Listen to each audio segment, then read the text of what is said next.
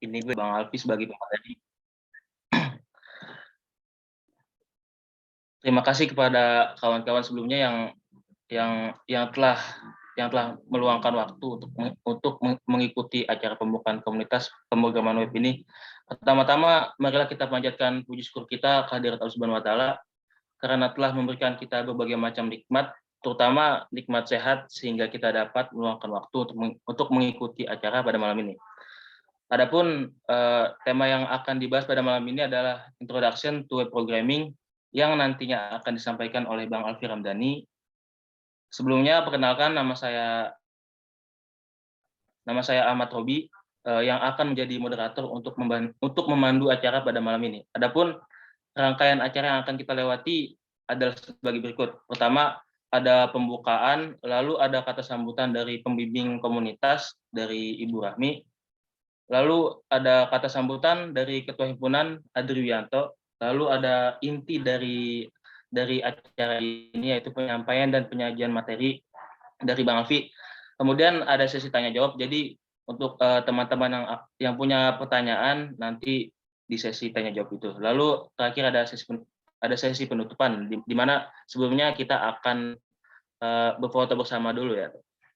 Baik teman-teman, langsung saja kita mulai ke sesi yang pertama, yaitu pembukaan. Marilah kita mengucapkan basmalah bersama-sama. Bismillahirrahmanirrahim. Selanjutnya adalah kata sambutan dari Ibu Rahmi, dari Ibu Rahmi Imanda Eskom sebagai pembimbing komunitas pemrograman web. Kepada Bu Rahmi, waktu dan tempat kami persilahkan. Silakan Bu Rahmi. Bismillahirrahmanirrahim. Assalamualaikum warahmatullahi wabarakatuh. Waalaikumsalam. Waalaikumsalam. Waalaikumsalam. Sebelumnya izin saya kameranya tidak nyala ya, nggak apa-apa ya. Oke. Pertama saya ucapkan terima kasih kepada Ketua Pelaksana, Panitia, dan adik-adik yang sudah hadir di sini. Marilah sama-sama kita ucapkan alhamdulillah dan puji syukur kehadirat Allah Subhanahu wa Ta'ala, di mana di sini kita masih diberikan kesempatan untuk berkumpul, insya Allah dalam keadaan sehat semua, dengan tujuan yang baik, di mana kita di sini sama-sama berkumpul, niatnya untuk mencari ilmu ya bersama-sama. Mudah-mudahan acara ini berkah. Gitu. Mungkin sebagai sambutan tidak banyak yang ingin saya sampaikan. Pertama, selamat ya atas panitia dan juga mungkin ketua yang menyiapkan acara ini, yang udah dari dulu siap-siap pengen mengadakan ya adanya komunitas mungkin yang baru pemrograman web.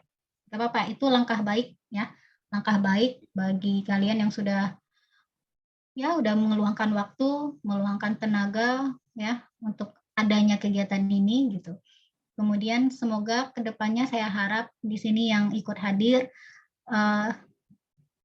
pertama tentunya saya harap semoga kalian ilmunya bertambah, khususnya mungkin pemrograman web gitu ya. Kedepannya semoga acara ini semakin berkembang ya. Kalian juga bisa kerjasama dengan alumni-alumni, lebih besar lagi kerjasama dengan perusahaan-perusahaan, lebih besar lagi jadi komunitas nomor 1, amin gitu ya. Jadi kalau orang pengen cari komunitas pemrograman web di mana? Oh, Fakultas Teknik UHAMKA gitu, kan lebih keren gitu. Dan semoga nanti kedepannya makin banyak lagi ya, tidak hanya pemrograman web gitu. Nah, kemudian banyak juga yang ingin saya sampaikan. Semoga kalian tidak putus di satu acara ini aja, itu harapannya sebenarnya. Harapan saya semoga kegiatan ini berkelanjutan sampai kalian jadi alumni. Mohon nanti kalian yang udah jadi senior tetap dipantau adik-adiknya. Kalau emang ingin ini menjadi sukses, ya mantapkan. Ya, kalau mau dirutinkan, mau 1 bulan, mau 2 bulan sekali, nggak masalah. Mau 1 kali dalam 1 semester pun tidak masalah. Asalkan kalian konsisten. Yang diperlukan itu hanya konsistennya aja. Nah, buat kalian yang sekarang yang hadir, selamat belajar, gitu aja. Semoga bermanfaat. Semoga kegiatan ini ya menjadi salah satu untuk ngebantu nilai kalian juga sama keahlian. Oke, mungkin nggak banyak ya yang bisa saya sampaikan.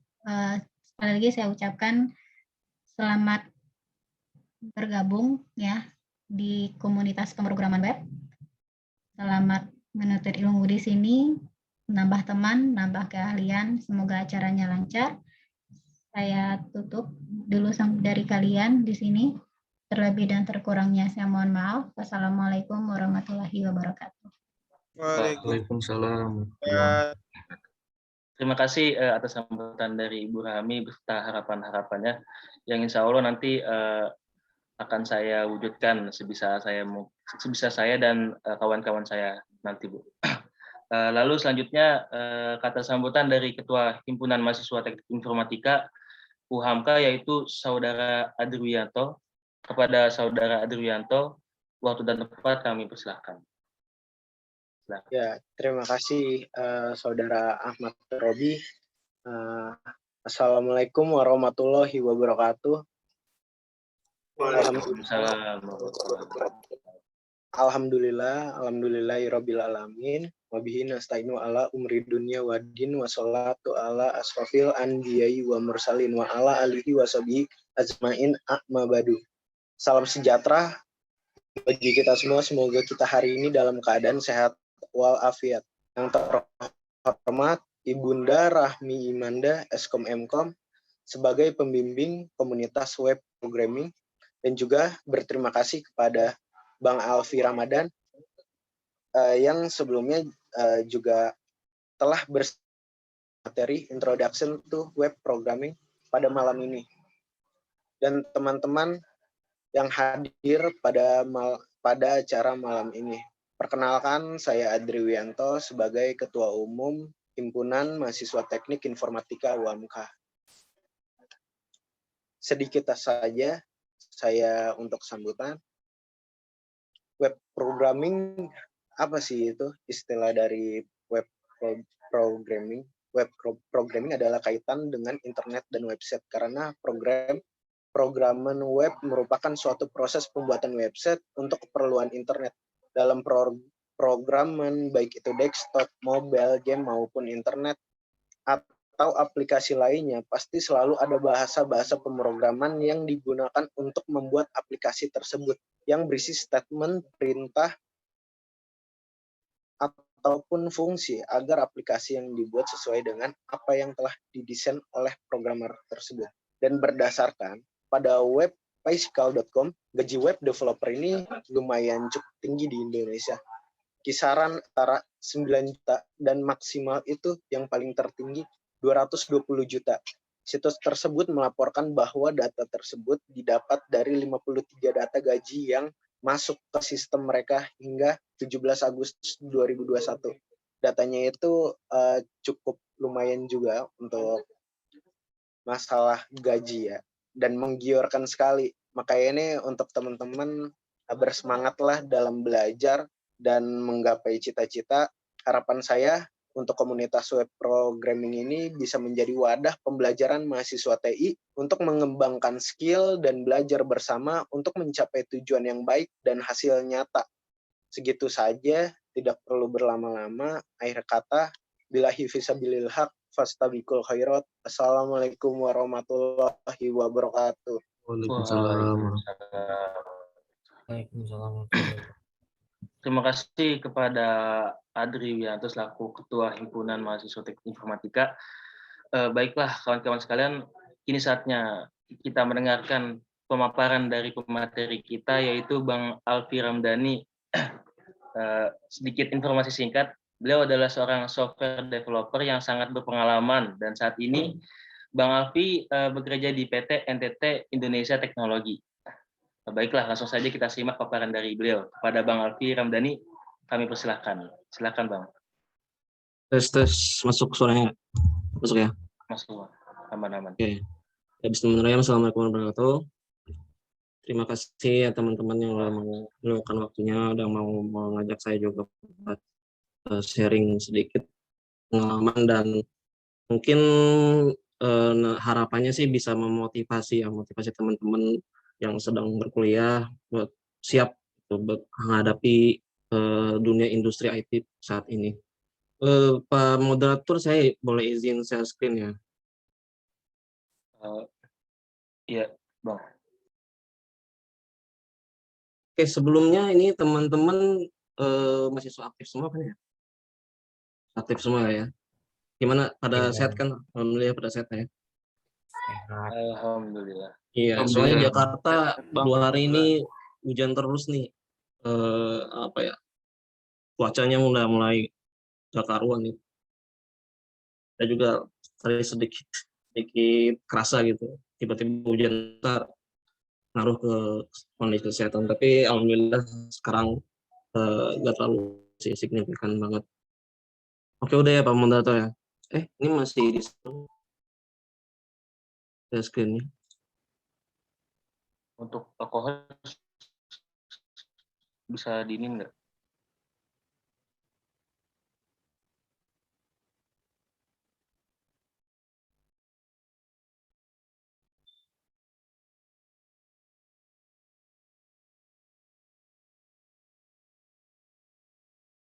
Udah bisa, Bang. Oke, belum.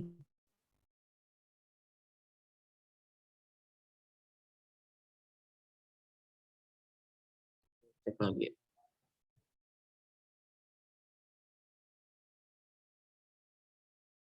Ya buat teman-teman, makasih banget ya buat buangin waktunya. Saya sih berpikir teman-teman yang mau meluangkan waktu di malam hari ini, padahal nggak kuliah, nggak apa, tapi teman-teman masih mau belajar, insya Allah teman-teman niat di pertama kali ini bisa jadi apa ya, jadi doa gitu buat kesuksesan teman-teman semua. Karena di zaman sekarang ini belajar itu sebenarnya banyak resource yang bisa kita pelajari ya. Cuman tantangannya sekarang tuh malesnya gitu. Malesnya, motivasinya yang nggak ada. Kalau teman-teman googling tuh searching gitu ya, explore di dunia internet tuh banyak banget yang bisa teman-teman pelajari. YouTube juga semua tutorial ada di situ. Apa yang nggak ada? Jadi cuma berdasarkan itu aja teman-teman udah bisa gitu menguasai sesuatu. Nah sekarang yang jadi pertanyaannya adalah apakah kita mau untuk meluangkan waktu gitu, untuk mendedikasikan diri atau mau untuk belajar. Nah sekarang itu tantangan zaman anak-anak sekarang gitu ya. Nah dan saya pikir teman-teman yang mau meluangkan waktu di sini tuh udah satu step awal lah buat ke arah sana gitu, karena meluangkan waktu ini juga butuh effort kan. Teman-teman harus yang mungkin yang di rumahnya ada kegiatan atau ada urusan atau ada kepentingan lain, tapi teman-teman mau mengeluarkan waktunya gitu buat di sini. Itu salah satu apresiasi lah buat teman-teman semua. Ini udah bisa ya? Ya, bisa screen. Oke, udah muncul ya teman-teman? Udah, Bang. Iya, Bang, udah, Bang. Sudah, Bang. Oke. Mungkin di sini masih pada belum kenal ya. Jadi kenalkan, nama aku Alfi Ramdhani, lahir 96 25 Januari. Sebelumnya saya di UHAMKA tahun 2014 ya, di Prodi TI, lulus alhamdulillah tepat waktu di 2018 waktu itu. Sekarang kerja di software developer di NTT Indonesia Technology, itu perusahaan multinasional ya, pusatnya di Jepang. Kalau di Asia, Southeast Asia itu dia di Singapura, dan Indonesia itu salah satu cabangnya lah saya bilang. Saya di situ sebagai developer. Selain bekerja, saya juga alhamdulillah punya kesempatan untuk menempuh pendidikan lagi. Sekarang saya di Universitas Budi Luhur ambil magister ilmu komputer ya, S2. Alhamdulillah sekarang sudah mau masuk semester 2. Jadi saya sama teman-teman nih sama-sama belajar juga gitu, sama-sama masih mahasiswa. Cuman mungkin bedanya di jenjangnya ya. Ini mau telepon, email, silakan kalau ada yang mau save, kalau mau discuss atau tanya boleh. Nanti saya usahakan bisa menjawab tanya teman-teman gitu ya. Dan mempererat kami ke depannya gitu. Oke, sekilas pengenalannya. Oke, sebelum kita masuk ke pengenalan web programming ya, mungkin dari teman-teman masih ada yang belum tahu mungkin ya, kapan sih web itu lahir dan siapa penemunya gitu kan. Kalau di istilahnya itu tak kenal maka tak sayang kan. Tapi kalau anak-anak muda tuh biasanya ngejokesnya tuh kenal maka taruh. Biasanya gitu tuh kalau anak-anak tuh. Kan. Oke, di sini ada satu website menarik ya, satu website menarik yang bisa kita coba lihat.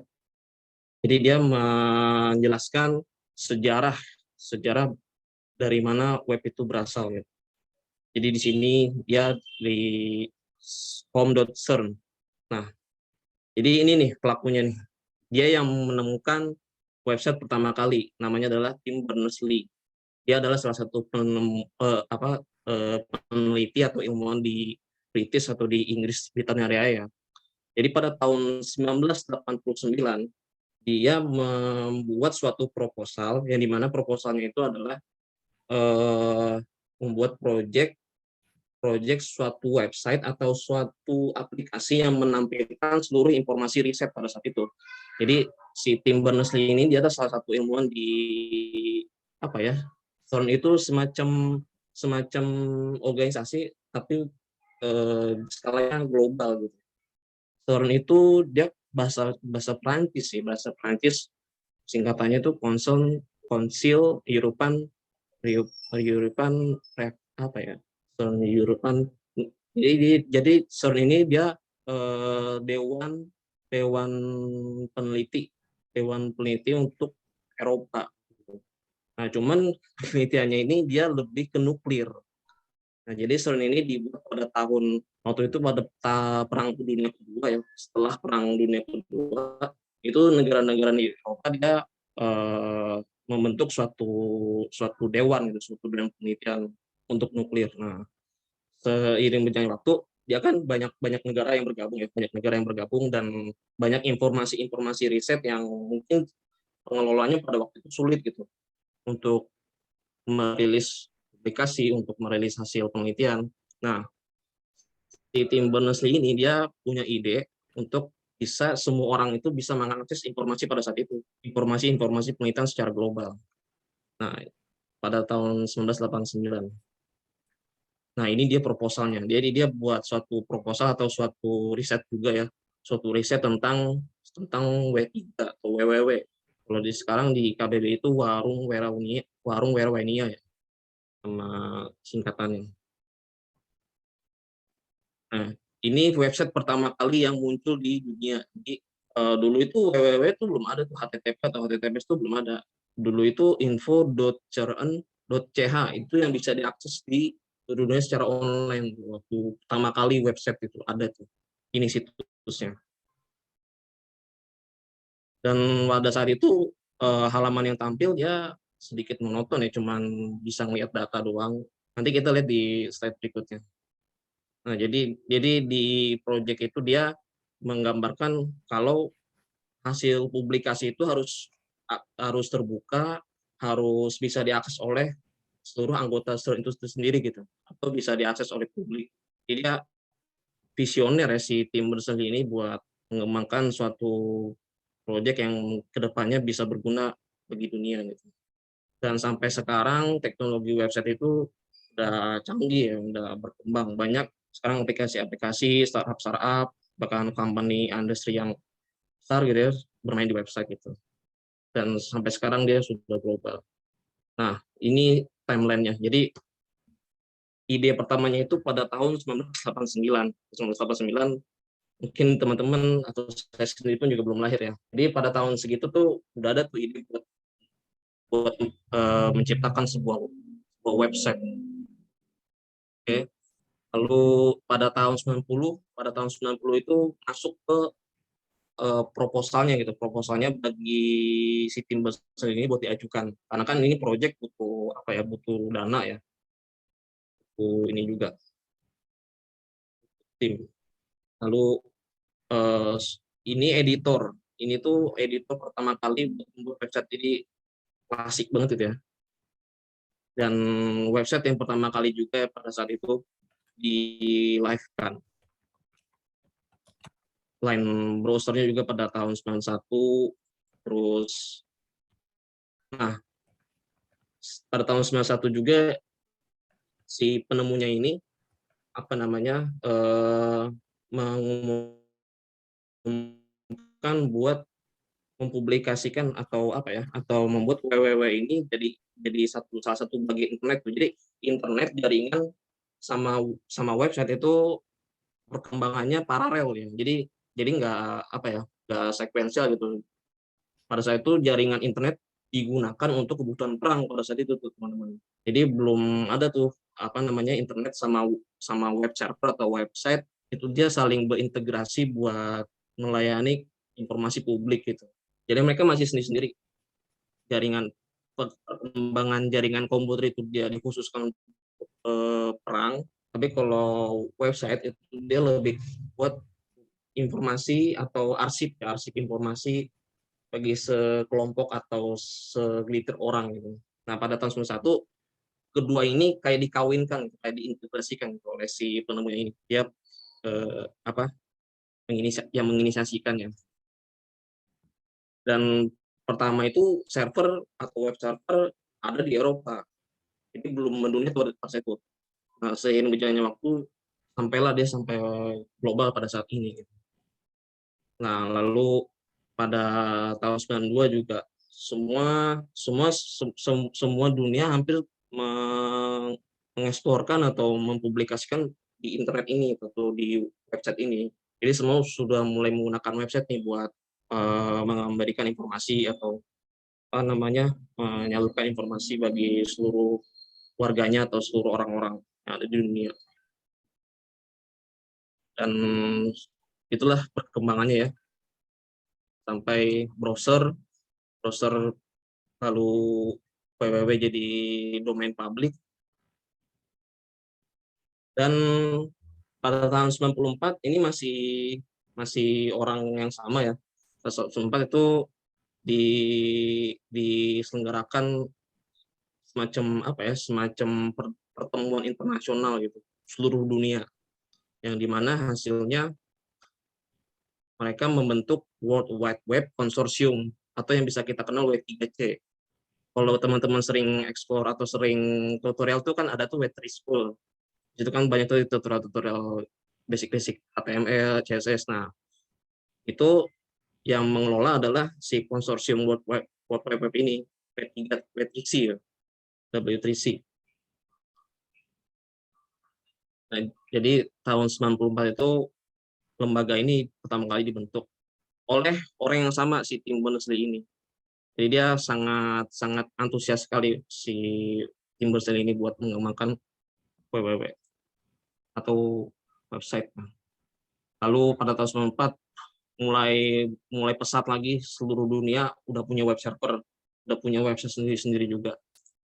Sampai sekarang website yang kita kenal ya, yang kita pakai ini itu sudah mendunia gitu.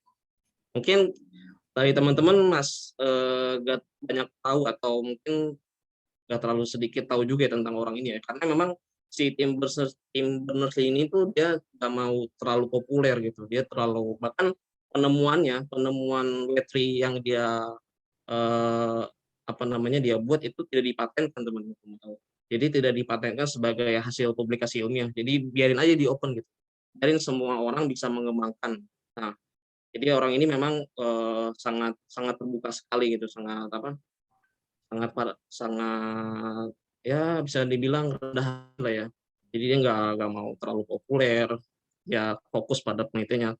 Orang ini masih sehat ya, masih jadi ini juga di CERN ini, jadi peneliti sekarang, tapi dia jadi peneliti ilmu komputer sih, jadi lebih ke computer science ya. Jadi si lembaga CERN ini selain dia lebih ke nuklir ya, lebih ke nuklir yang pada waktu itu fokus setelah Perang Dunia, sekarang juga beralih ke komputer, ke perkembangan teknologi komputer, bahkan quantum computing, kalau teman-teman dengar ya, quantum computing itu lembaga ini juga yang menginisiasi penelitiannya. Jadi banyak sekali. Jadi kalau teman-teman mau lihat penelitian apa aja yang ada di lembaga ini bisa langsung aja ke websitenya gitu. Nah, jadi itu ya sejarah singkatnya ya. Jadi pertama idenya itu ada di 1989 ya. 1989 lalu 90 itu dia mengajukan proposalnya, lalu website pertama kali itu ada di tahun 1991. Jadi itulah perjalanannya ya. Perjalanan dari mana website yang sering kita pakai atau yang sering kita gunakan lahir dan berkembang pada saat ini. Nah, selain itu website juga mengalami, kalau saya perhatikan ya, atau yang semua yang di luar perhatikan juga mengalami evolusi gitu. Kalau orang-orang itu mereka menyebutnya ada web 1.0, web 2.0, atau yang sekarang nih 3.0 gitu. Jadi ada evolusinya gitu ya, berkembangnya. Dan mulai periodisasinya itu mereka menetapkan pada tahun 90 sampai sekarang. Nah, kita lihat ada apa aja perbedaannya. Jadi di web 1.0 itu tampilannya tuh standar banget gitu. Dia hanya bisa lihat, kalau kita klik dia ya cuma nampilin informasi list aja gitu, list teks ya kan. Nanti kalau kita klik link ini nanti nampilnya kemana. Dan waktu itu nggak pakai browser kayak Mozilla atau Google Chrome. Ada lagi dia software khususnya buat kita mengakses website. Dan pada saat itu cuma hanya ada di komputer desktop, cuman ada di desktop aja.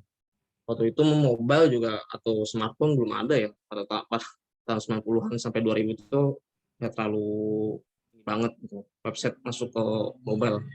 Jadi waktu buat 1.0 ini dia hanya ada di desktop, lalu dia hanya bisa read only lah intinya.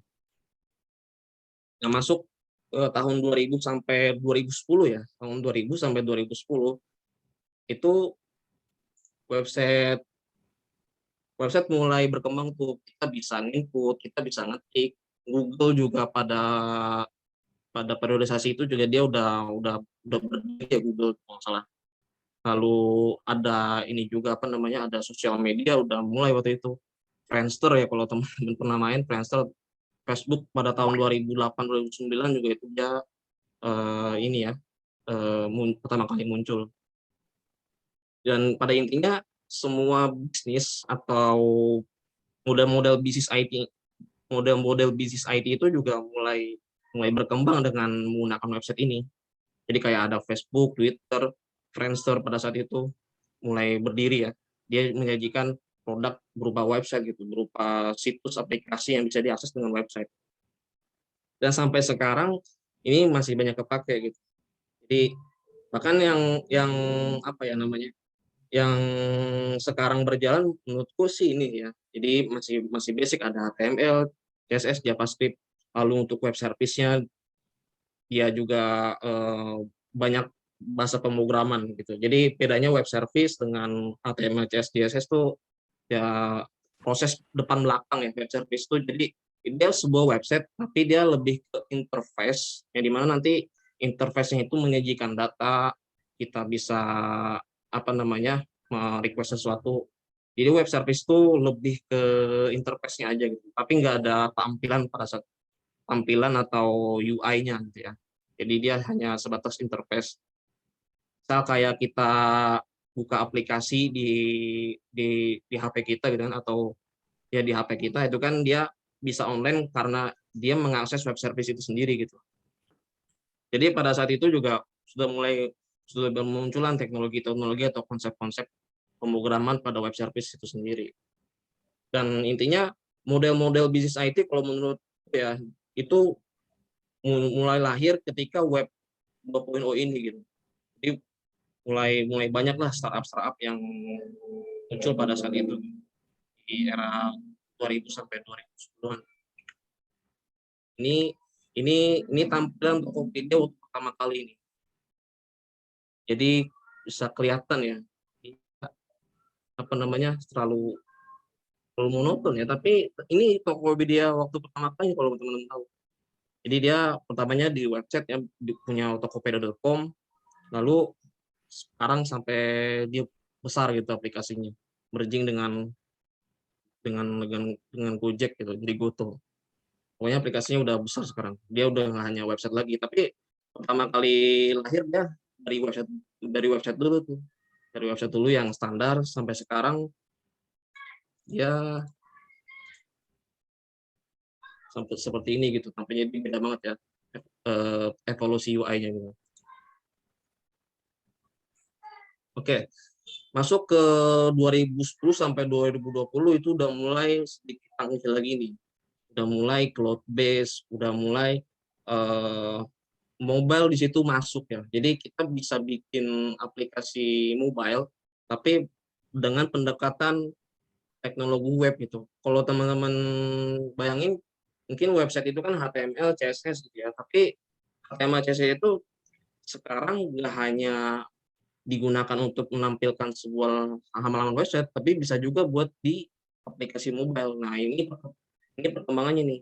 Dulu mobile itu mungkin hanya natif ya. Misalkan Android itu dia pakai Java. Terus kalau iOS dia pakai Swift atau Objective-C itu bahasanya tuh.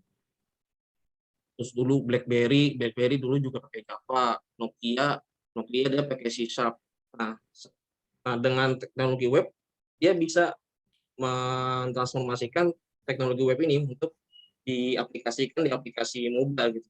Nah, itu mulai berkembang nih. Kalau orang-orang di luar sana menamai periodisasinya itu web 2.5. Nah, jadi 2.5 sama 2 itu kayak 2.5 ya, 2.5 itu mulai peralihan nih ke web 3 nanti gitu. Nah, di sini ada microservice juga, microservice itu mulai populer. Jadi microservice itu buat di sisi belakangnya, sisi belakang suatu website. Website itu kan dia besar ya. Kalau misalkan aplikasi kayak semacam Tokopedia atau Bukalapak atau Google itu dia udah gede banget itu. Nah, proses di belakangnya dia udah mulai kompleks, udah mulai kecil-kecil. Kalau saya analogikan dia sebuah rumah mewah di mana di dalamnya itu banyak sekali furnitur yang melengkapi gitu. Nah, microservice itu seperti itu, dia jadi kecil tapi bisa memberikan dampak bagi sebuah websitenya gitu atau sebuah aplikasi. Mulai juga ada muncul progressive web apps, accelerated mobile page. Sebelum itu kalau nggak salah ada namanya single page application. Jadi satu halaman tapi di situ banyak banget fitur-fiturnya gitu. Jadi dia nggak statik tapi dinamis. Kalau teman-teman perhatiin, kalau kita buka website kan linknya itu slash apa gitu ya. Nanti kalau kita ganti, nanti dia berubah, nanti si isi halamannya juga ikut berubah gitu kan. Nah, kalau single page itu dia si URL-nya sama.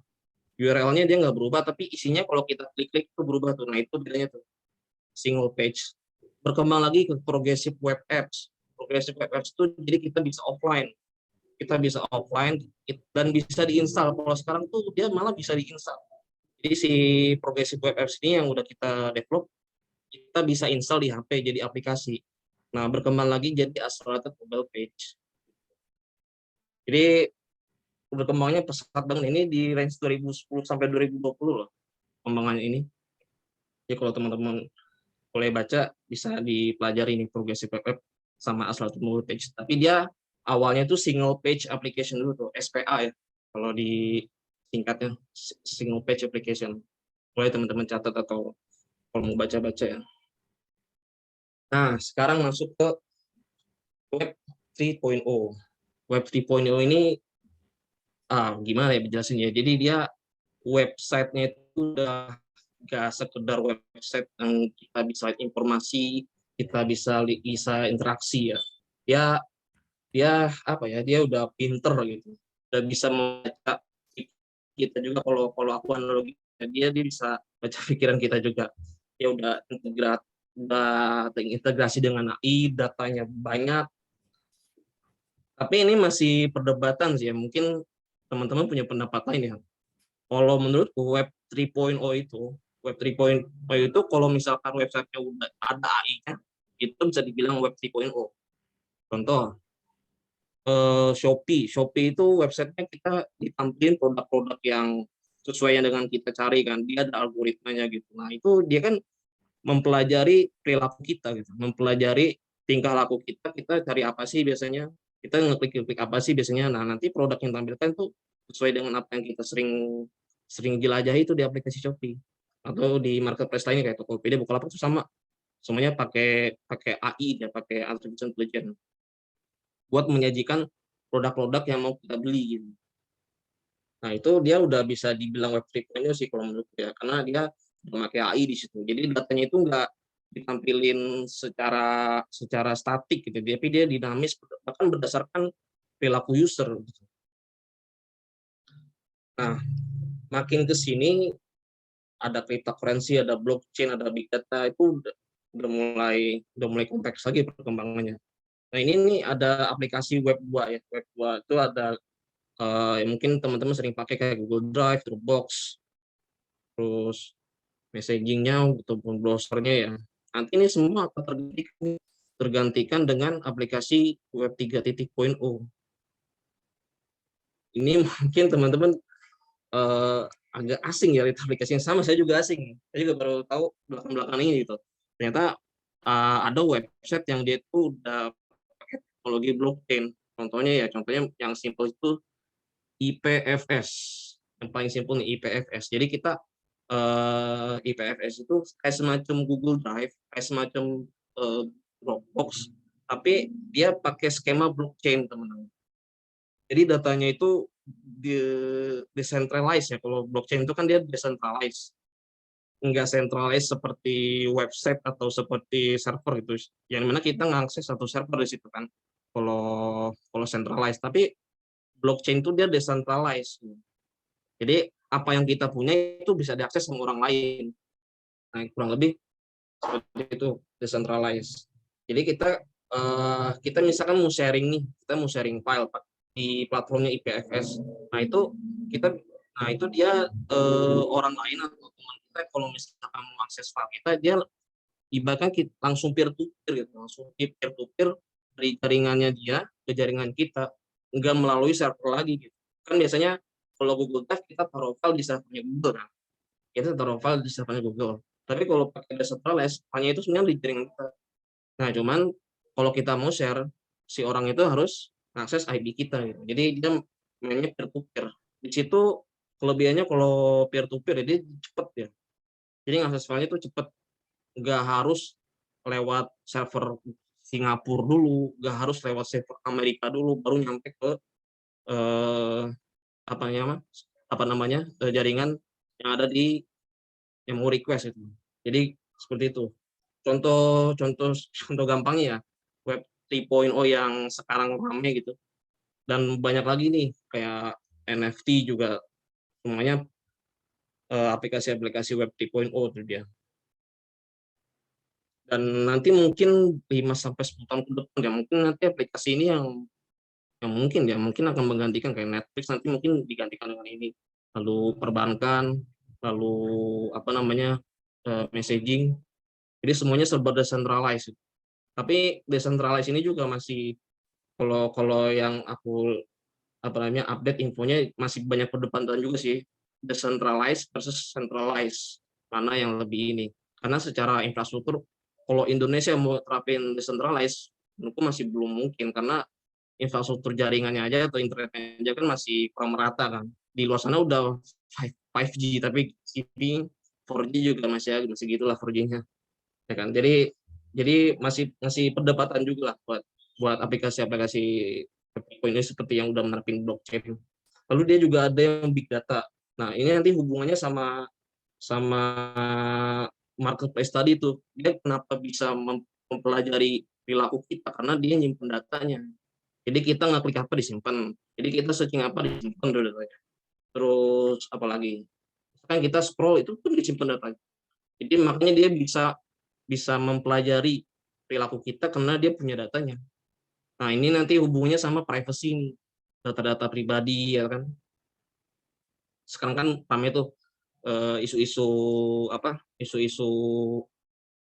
masalah privacy ya. Jadi kayak Facebook, kayak Google itu sering banget tuh masalah privacy data usernya. Karena ada negara yang memang dia nggak mau nih warganya itu terekspos gitu, terekspos datanya di platformnya mereka. Sebenarnya ini juga masih bisa didiskusin atau didebatin sih, karena kan kalau kita mau pakai aplikasi, kita mau jadi pelaku digital, ya udah pasti konsekuensinya data kita terekspos kan. Nah, ini masih perdebatan ya, teman-teman bisa discuss lah sama teman-temannya, mana yang lebih yang lebih relevan gitu. Apakah benar masalah privacy itu menjadi hak setiap manusia, atau ya karena ini udah zamannya canggih ya kan, terbuka, ya selaku masyarakat digital ya kita harus terima konsekuensi itu. Oke, ini refresh ya, refresh. Kalau bisa jawab nggak apa-apa, tapi refresh aja. Ada yang bisa tebak nggak siapa penemu web teknologi pertama kali? Ada yang mau jawab? Saya Kita lanjut. teman-teman yang masih ingat. Tim Berners-Lee. Benar-benar ya, tim Berners-Lee ya, nama penemunya ya, yang sampai sekarang dia aktif juga. Oke, yang kedua, nah, kapan alamat website ini pertama kali go live di dunia? Ada yang tahu?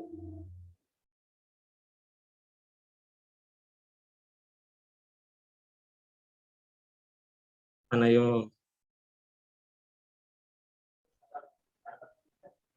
Ayo teman-teman. Tahu? Tahunnya aja. Ada yang masih ingat nggak?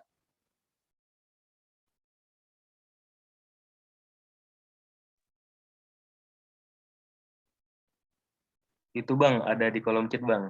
Dari Tan 1991. Oke, betul. Betul. Hai. Oke, mantap. Berarti masih connect ya. Ada yang jelasin tempatnya kecepatan apa gitu. Oke. Kita boleh lanjut ya. Oke. Sekarang masuk ke introduction ini. Apakah teman-teman siap nih jadi web developer? Dengan tadi teknologi web yang sudah berkembang ya. Sekarang tuh udah mainnya AI, udah mainnya juga blockchain. Mungkin di luar sana itu mungkin itu gitu apa namanya arah perkembangannya, tapi sebenarnya di Indonesia itu masih banyak dibutuhin apa namanya engineer atau praktisi IT yang memenuhi bisnis atau kebutuhan IT itu sendiri di Indonesia. Jadi yang tadi web 3.0 itu masih jarang-jarang juga sih, masih apa ya namanya, masih inilah di Indonesia itu masih ketinggalan jauh teman-teman, ketinggalan 5 tahun 10 tahun gitu teknologinya. Jadi berat kalau kita mau pelajari atau kita mau menyusul, karena semua SDM itu harus tahu ke situ gitu. Nah, pertanyaannya apakah teman-teman mau nih jadi web developer kan? Nah, di sini ada satu quotes dari saya ya. Mastering web is mastering almost of all IT. Jadi kalau kita mempelajari atau menguasai teknologi web, mau belajar, mau ikut mengembangkan gitu kan, itu sama aja kita menguasai hampir seluruh teknologi IT. Nah, kenapa saya bisa bilang gitu? Karena website itu nanti hubungannya sama jaringan komputer. Pasti itu. Karena yang namanya kita bikin website kan kita mau publish, kita mau bikin, kita bisa diakses semua orang. Itu hubungannya nanti mempelajari jaringan komputer, pelajari internet, mempelajari dasar-dasar lah. Nah, nanti masuk lagi di situ keamanannya, dari jaringan komputer masuk lagi ke security-nya. Nah, mulai kompleks kan. Jadi pertamanya kita belajar website aja nih, tapi secara langsung kita bakal ke sana juga gitu arahnya. Bisa ke sana lagi gitu. Arah belajarnya itu bisa ke sana. Nah, selain ke jaringan komputer atau ke keamanan, teknologi web juga erat kaitannya sama bahasa pemrograman software ya, lagi-lagi ya. Bahasa pemrograman sama software, karena website itu sekarang kan udah web 3.0, web 2.0 ya. Udah nggak halaman statik lagi, udah nggak cuma halaman HTML, semua data informasi ditaruh di situ, enggak. Sekarang tuh udah dinamis dari data-datanya. Nah, udah main data nih. Nah, untuk mengolah data atau memproses data itu butuh programming. Untuk bisa website itu data sesuai apa kebutuhan user juga itu terus ada proses belakang. Itu ada software-nya tuh. Jadi masuk lagi ke software development kalau menurutku ya. Mempelajari web kita bisa ke programmingnya gitu. Bahkan sekarang perkembangan web itu juga nggak hanya statis HTML ya, tadi saya jelasin ya, udah banyak bahasa pemrograman yang dimana kita cuma ngoding ngoding di bahasa pemrograman itu udah bisa jadi website, gitu. Udah otomatis jadi website. Padahal kita ngodingnya misalkan pakai bahasa Java ya, bahasa Java, pure bahasa Java, nggak ada HTML atau CSS, itu bisa sekarang jadi website. Sekarang udah ke situ kita. Terus JavaScript mungkin JavaScript itu sebenarnya esensial aja ya, esensial dari teknologi website basic HTML atau CSS, tapi JavaScript itu udah kaya banget fungsi-fungsinya. Nah, sekarang kita hanya bikin JavaScript-nya aja itu udah bisa jadi website, udah bisa jadi tampilan halaman web gitu. Jadi udah kompleks banget programming-nya gitu. Nah, di situ nanti arahnya ke programming nanti ke software, ya kan? Nah, sempat singgung data, masalah data. Nanti data masuk mana lagi yang paling simple, database, SQL, SQL Server. Nah, database ada SQL, ada no SQL, ada struktur, ada tidak terstruktur. Itu pecah lagi tuh. Nah, jadi mempelajari web itu bisa kemana-mana, teman-teman. Jadi kalau menurutku ya, kalau kita mempelajari web sampai ke turunannya, itu hampir menguasai seluruh, atau kita bisa bilang menguasai hampir seluruh teknologi informasi. Gitu. Teknologi informasi ya, teknologi itu kan ada teknologi mesin, ada teknologi, banyak lah teknologi yang bidang-bidangnya gitu. Tapi di ilmu komputer, teknologi informasi itu punya disiplin sendiri gitu. Makanya ada jurusan teknologi informasi, sistem informasi gitu kan, teknik informatika. Nah, karena subdisiplin ilmunya itu memang khusus di situ gitu arahnya. Nah, ini yang harus teman-teman ini ya, teman-teman bisa bisa tahu lah ya. Jadi mempelajari web itu nggak hanya kita tahu basicnya aja gitu, basic HTML CSS, tapi bisa lebih dalam lagi gitu, bisa lebih luas lagi lah, seperti itu. Nah, nah dari website, sekarang kan website itu lebih banyak namanya ke programming. Udah pasti teman-teman adalah programmer. Jadi mau nggak mau teman-teman harus jadi programmer. Udah pasti seorang programmer kalau mau mempelajari sebuah web, mendalami web programming ya. Udah pasti jadi programmer kan, makanya namanya web programming, ya kan. Nah, jadi fokus belajarnya tadi kan udah kelihatan tuh, dari website ke software, dari website ke database, dari website ke jaringan komputer ke security. Jadi jelas nih arahnya nih kan, web programming atau web developer itu arahnya ke software-nya. Nah, nanti kalau misalkan security gimana? Jaringan komputer itu ada lagi network engineer.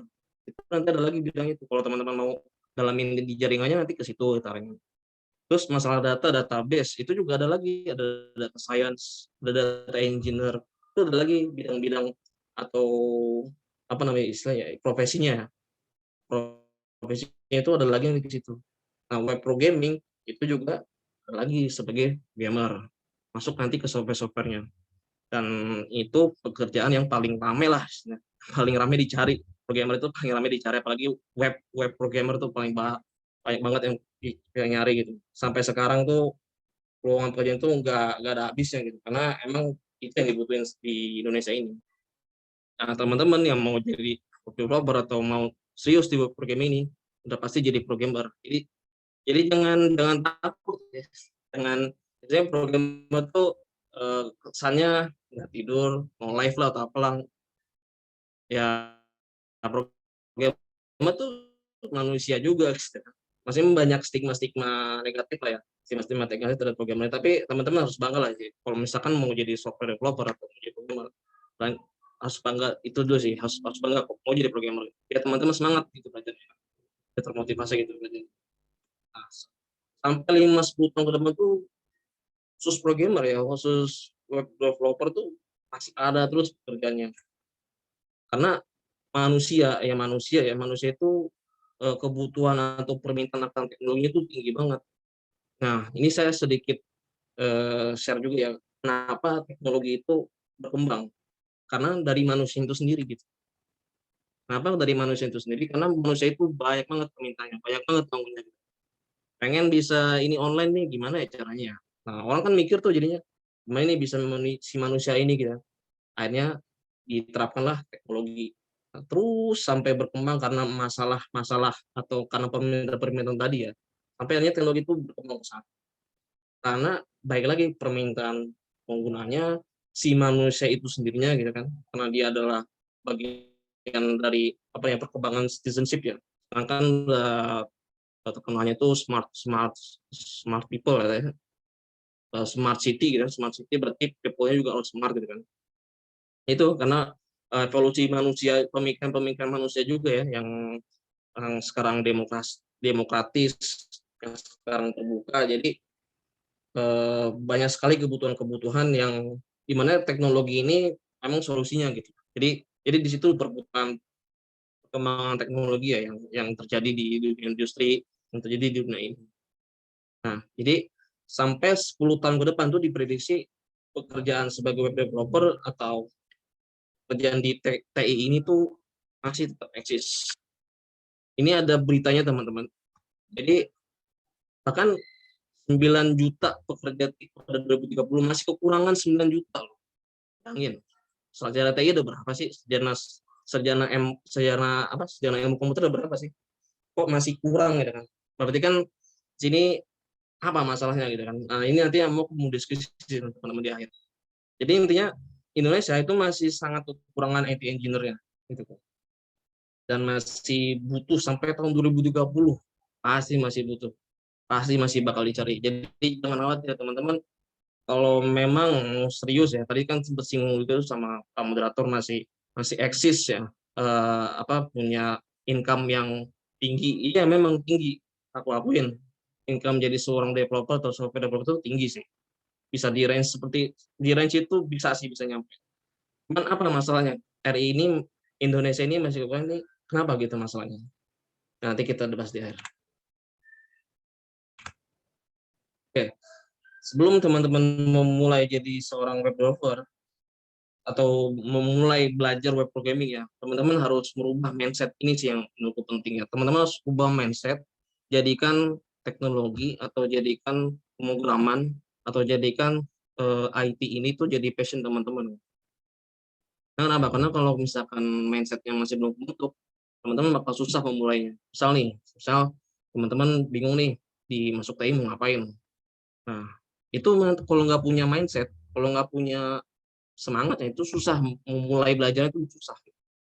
Nah, makanya dari sekarang ditentuin nih, teman-teman yang mau masuk web programming, yang join pada malam ini kan berarti mau mengembangkan di web programming kan.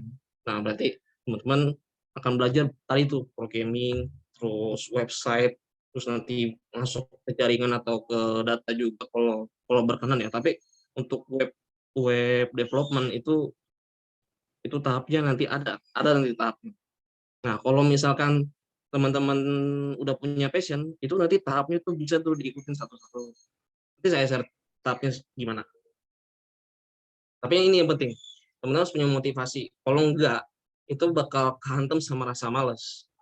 Gak akan jadi tuh teman-teman bisa jago atau bisa ahli ya, bisa jadi ahli di situ gitu.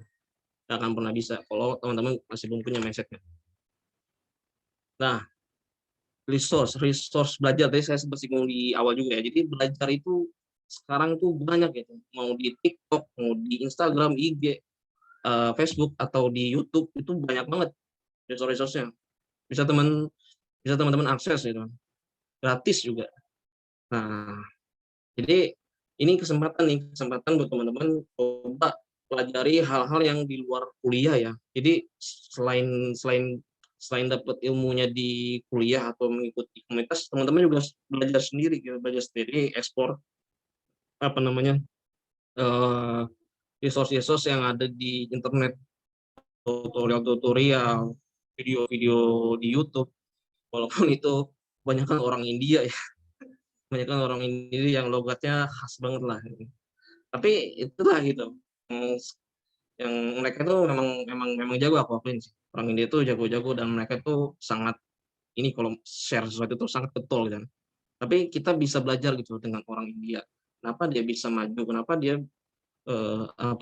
bisa sejago itu mau men-share-nya? Kita pelajari nggak keseluruhan ya, tapi pelajari aja sikap-sikapnya gitu. Kenapa mereka mau gitu share? Kenapa mereka jago? Gitu. Kenapa mereka bisa sepintar itu? Gitu. Nah, karena tadi mereka punya passion-nya. Ya, teman-teman tahu sendiri kan India itu negara yang sempat terbelakang, tapi sekarang maju gitu karena masyarakatnya itu memang benar-benar serius buat berkembang gitu. Jadi kita bisa belajar, ya bahkan kita harus belajar, harus lihat gitu orang-orang India, dan belajar pun juga teman-teman bisa ke sana gitu. Kita lihat tutorial orang India itu biasanya memecahkan masalah banget sih. Aku juga sering lihat tutorial orang India kalau misalkan udah mentok atau mau pelajari sesuatu.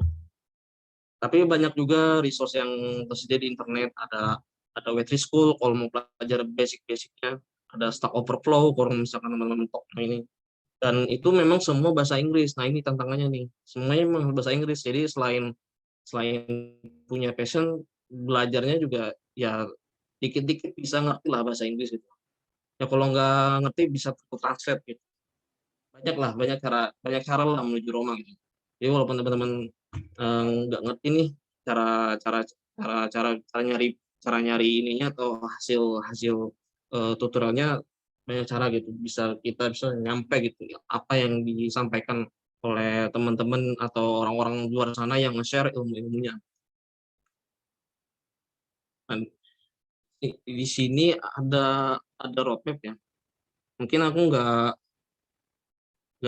terlalu sorry.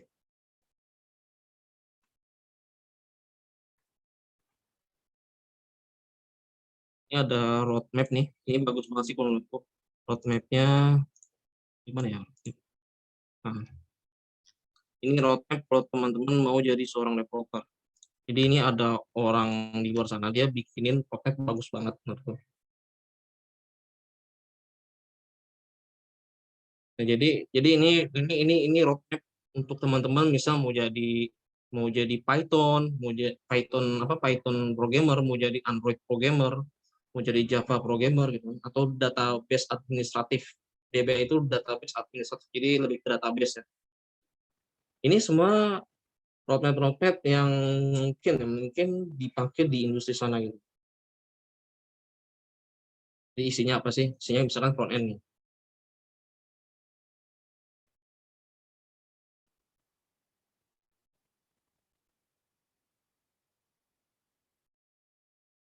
Ini jadi dia isinya itu gambaran dari mana mulai belajarnya.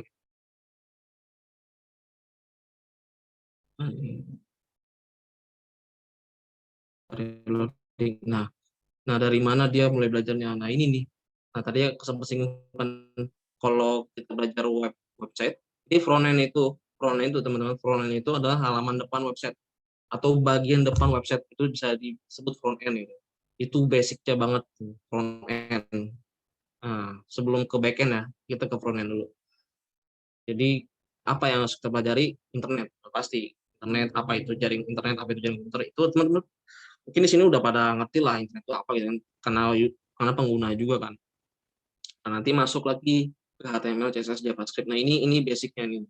Ini basicnya teman-teman kalau mau belajar website itu ya belajar juga cara bikin halaman di HTML terus ditampilin di browser. Nah, simple, sesimpel HTML, CSS, JavaScript aja gitu mulai belajar. Kalau teman-teman udah bisa itu, ini dia banyak cabangnya lagi ya. Ada SEO, ada writing semantics, terus form, terus di JavaScript-nya juga apa namanya banyak banyak banyak ini juga, dia banyak fungsi-fungsinya gitu. Tapi minimal HTML CSS dulu lah kalau memang mau belajar pertama kali ya, kalau emang teman-teman masih awam banget nih web programming gitu. Nah, karena web programming atau web developer itu lebih ke software developer atau software development. Nah, ini penting nih buat mempelajari namanya version control system. Version control system itu yang paling terkenal GitHub atau Git ya. Kalau teman-teman pernah pakai atau pernah coba lihat codingan orang di GitHub, ini penting banget karena kita kalau di project atau di tim IT itu tuh kerjanya nggak sendirian teman-teman, tim kita. Atau kita kalau mau sharing hasil kerjaan tuh pasti harus dipublish kan, atau harus ada kode sumbernya gitu. Nah, itu biasanya manajemennya kita pakai Git atau pakai GitHub. Ya, itu kita memungkinkan tuh, contohnya gini sih, misalkan teman-teman bertiga, satu tim bentuk bertiga. Nah, 3 orang ini ngerjain satu project yang sama. Nah, kalau tanpa Git itu teman-teman kan harus bagi tugas. Misalkan si A ngerjain halaman depan, si B ngerjain site menu, si C ngerjain isi kontennya. Nah, berarti kan masing-masing ada kerjaannya tuh. Nah, terus kalau misalkan udah selesai gimana gabunginnya? Repot kan, harus copy paste satu-satu, harus pindah-pindah lagi. Nah, kalau kita pakai Git atau pakai GitHub, itu kita kayak ngeroyok satu folder, dikerjain bertiga gitu. Jadi kalau misalkan udah selesai, taruh. Kalau misalkan udah selesai, taruh gitu. Udah selesai, si A taruh, B taruh, C taruh. Nanti hasilnya jadi satu utuh tuh, satu kerjaan yang selesai dari ketiga orang ini. Jadi simpelnya itulah, satu folder yang dimana foldernya itu ada di internet atau di jaringan komputer, atau kalau teman-teman pakai GitHub berarti itu ada di servernya GitHub, itu dikerjain sama 2-3 orang bahkan sampai ribuan orang. Kalau di GitHub itu project-projectnya tuh dia bahkan sampai ratusan sampai ribuan bahkan orang-orang ngerjain itu. Nah, jadi bisa sekompleks itu gitu. Jadi orang banyak banget atau cuma beberapa orang mengakses satu folder yang sama untuk mengerjakan suatu project atau suatu pekerjaan yang sama-sama gitu. Jadi ini penting. Teman-teman mau mulai pemrograman, development, pelajari GitHub. Nanti masuk ke sini, masuk ke lanjutannya ini nggak harus semua teman-teman pelajari ya. Ini lebih ke roadmap belajar aja, roadmap belajar. Di sana dia seperti ini gitu roadmap.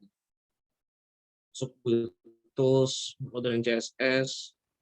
Ini lebih ke apa namanya? Lebih ke advance lagi sih. Nah, tadi masuk ke progressive web apps. Maksudnya ini ada single page application tapi nggak tahu ya. Nah, masuk nanti ke mobile juga bisa, ini desktop application.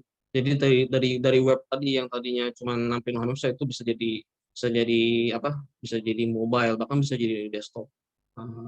Dan seterusnya. Ini emang roadmap itu memang didesain buat teman-teman calon developer ya. Memang didesain seperti itu, jadi punya arah belajarnya. Nah, buat web programming mungkin teman-teman bisa mulai dari front end dulu. Kalau misalkan iseng boleh coba pelajarin roadmap lain. Dia banyak nih, ada game development AI. Ini ya, ininya nanti ini PPT nanti di-share ke sama teman-teman ya. Ini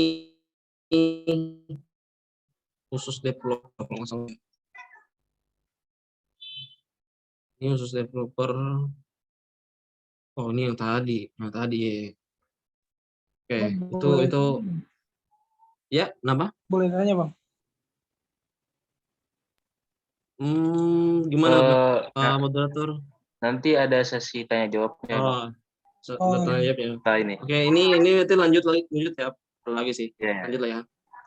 Oke. Hei, udah nggak sabar teman-teman nih kan. Tadi ini roadmap-nya ya. Oke, nah ini setelah tadi aku baca roadmap-nya, kalau aku simpulin mungkin basic-nya ini. Jadi kalau front end tadi HTML, CSS, JavaScript.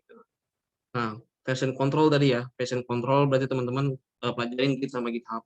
Kalau UI UX tuh lebih ke gambar sih. Ini cara belajar ya. Jadi kalau aku tuh dulu bikin website tuh bikin gambar dulu. Oh, ini header, ini kontennya tengah gitu kan. Oh, nanti sidebar-nya ini. Dulu pernah sempat ada tuh cara belajar seperti itu. Waktu aku kuliah juga sama sih.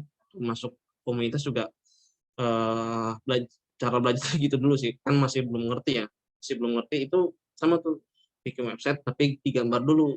Oh, ini nanti header, ini nanti gambarnya di sini. Nah, sekarang UI itu punya bidang lagi namanya UI UX.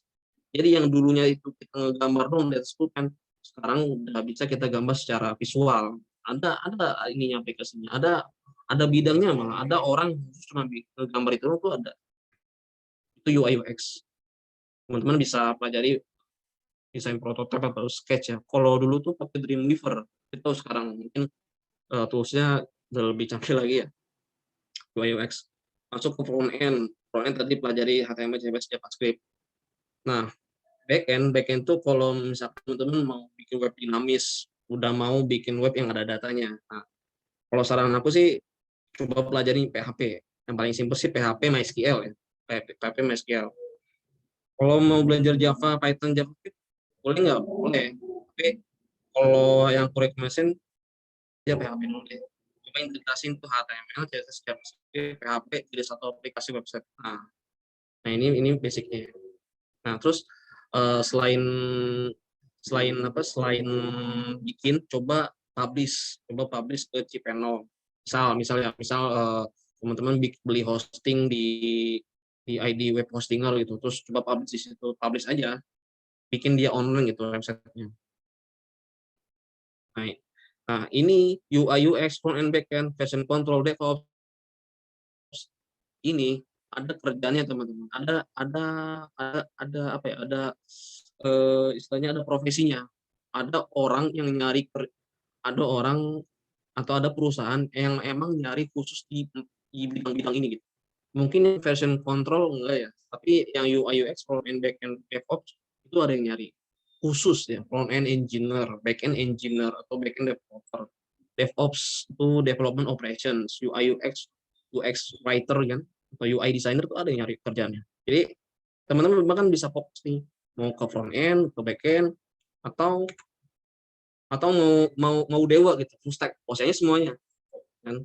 Full stack itu dia bisa nguasain semua ini, itu full stack. Dan Indonesia sialnya itu dia nyari yang orang bisa semuanya. Nah ini yang repot nih. Indonesia itu kebanyakan nyari yang bisa semuanya, yang apa ya, yang dewa gitu, yang bisa semuanya gitu. Dikit apa kalian bisa semuanya. Harusnya ini tuh spesifik nih orangnya itu, misalkan backend ya, dev backend aja, pokoknya apa aja. Tapi karena kebutuhan tadi, full stack itu juga sekarang populer tuh. Sekarang orang lomba-lomba juga nih pengen bisa semuanya. Temen hati-hati, kalau teman-teman emang mau jadi full stack, nanti keblinger sendiri. Nah aku pernah nih, ini pengalaman ya, pernah coba pelajarin semuanya, tapi ujungnya keblinger, ujungnya bingung gitu. Nah ini nanti boleh nanti kita discuss ya. Nah terus projectnya atau cara development itu kalau udah advance ya, itu udah pakai framework. Framework itu kayak semacam software atau kerangka kerja, jadi codingan juga. Framework itu codingan juga, mungkin kita bisa langsung pakai. Kita nggak buat dari awal, misalkan dari folder kosong, itu enggak. Kalau pakai framework tuh dari kita sediain, jadi kita tinggal fokus mau bikin website apa, misalkan bikin website website sekolah, misalkan mau bikin aplikasi akademik gitu kan, atau mau bikin aplikasi penjualan. Jadi pakai framework itu kita tinggal fokus ke bisnisnya, mau bikin apa gitu. Terus di DevOps-nya kalau misalkan mau lebih pesat lagi atau lebih berkembang lagi, main cloud computing, main server. Jadi kan kalau tadi kan cPanel ya, coba teman-teman hosting ke cPanel. Nah kalau misalkan mau lebih menantang lagi, coba deploy ke server di cloud atau VPS. Nanti ini bisa teman-teman pelajari ya, apa tuh cloud gitu, atau apa tuh apa itu VPS atau dedicated server. Cuman intinya kalau kita pakai cloud itu kita kayak punya server sendiri, tapi entah tahu di mana itu server, tapi kita bisa punya server.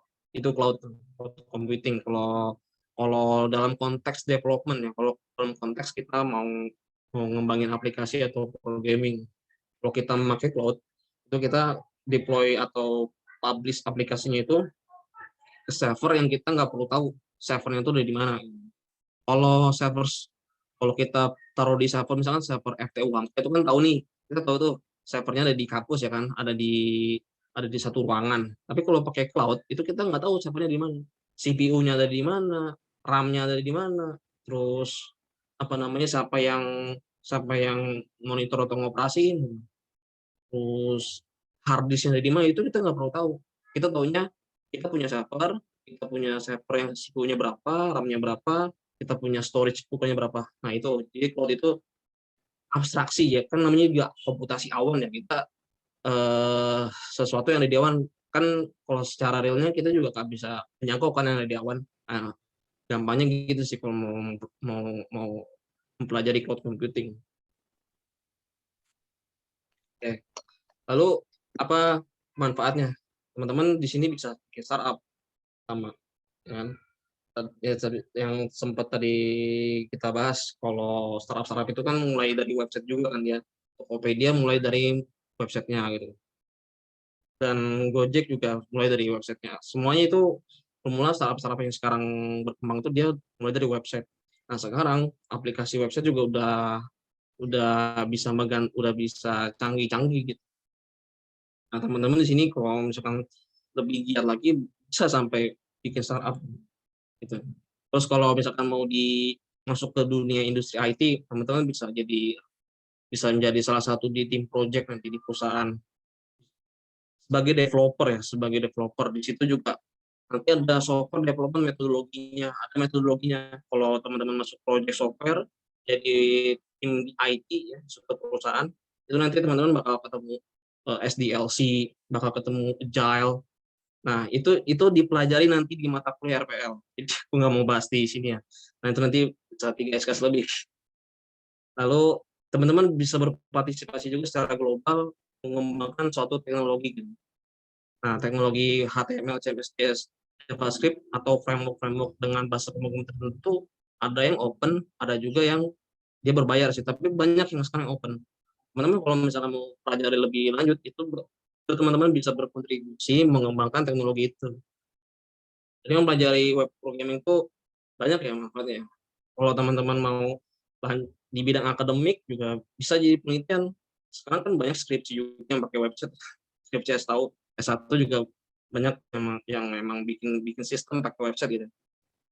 Bahkan S2, tesis juga tapi udah nggak boleh sih kalau S2 ya. Tapi banyak pengaplikasiannya atau demo aplikasinya itu pakai website. Tapi bukan websitenya gitu yang jadi topik penelitian kalau di S2 tesis ya. Karena udah nggak boleh kalau di S2 tesis. Tapi kalau di S1 masih boleh lah ya gitu kan. Tapi nggak tahu sih. Kalau zamanku tuh masih boleh kamu bikin yang aplikasi pakai website ya kan jadi skripsi. Tapi bukan itu concernnya adalah perkembangan web ini juga bisa jadi salah satu bagian perkembangan akademik ya kan? Karena website itu kan tadi ada web 1.0, web 2.0, web 3 itu kan memang perjalanan perkembangannya. Nah, secara akademik itu juga ada penelitian-penelitiannya tuh. Nah, teman-teman bisa terlibat risetnya di situ. Kalau emang mau dalam lagi web development. Nah, ini learning tips ya dari aku. Kalau teman-teman mau coba programming atau coba web development, pelajari dulu Git sama GitHub. Ya. Pelajari Git sama GitHub, pelajari juga database. Pelajari aja sintas-sintas misalkan install, terus belajar juga salah satu bahasa pemrograman ya. Jadi selain belajar HTML, CSS, teman-teman juga mulai juga nih belajar nih kayak database, SQL, terus spesifik bahasa. Misalkan mau pakai Java nih, coba belajar nih basic-basicnya. Nah, misalkan kalau pakai PHP berarti teman-teman harus coding PHP itu misalkan pakai Notepad++ atau Visual Studio Code. Jadi IDE-nya juga harus dicoba diinstal ya. Jadi selain database, install MySQL-nya. Nah, kalau teman-teman musuh paket, teman-teman coba install XMPP. Pernah dengar kan XMPP? Nah, itu dia PHP, MySQL, Java, tapi Java Tomcat, Java, terus Perl itu satu paket di situ. Jadi teman-teman bisa deploy aplikasi secara lokal juga di situ. PHP-nya udah install, MySQL-nya juga udah install. Nah, masuk ke belajarnya, teman-teman coba bikin login. Terus coba bikin CRUD operation. CRUD operation itu read, update, delete. Jadi misal ada list data mahasiswa nih. Nah, coba teman-teman tampilin itu datanya dalam bentuk list, terus coba diedit, coba dilakuin update dan coba di delete, tapi pakai website gitu, pakai aplikasi website. Kayak sesimpel itu aja, bikin code, bikin login terus bisa crowd. Nah, terus kalau misalkan udah bisa jago nih, udah bisa nih, jalan nih, nggak ada bug nih, nggak ada error nih, coba di publish, coba di hosting buat ya jadiin itu aplikasi online. Nah, selesai. Tapi jangan jangan puas dulu. Itu cuman basicnya aja ya. Lebih lengkapnya lihat lagi roadmap, coba pelajarin lagi. Nah, ini sekedar tips kalau teman-teman emang mau mulai ya, yang awam banget dan mulai. Coba ikutin langkah-langkah ini. Kalau nggak salah nanti kan ini mau komunitas ini kan mau jalan. Nah, ini mungkin bisa jadi masukan nih buat nanti kedepannya apa yang belajarin. Nah, atau mungkin teman-teman di sini habis ini mau coba explore lagi, coba googling lagi, ya serah. Tapi kalau menurutku tips belajar buat awal coba ini. Pertama Git dulu sih, Git dulu ya, Git database. Terus coba pilih salah satu aja, PHP atau Java gitu.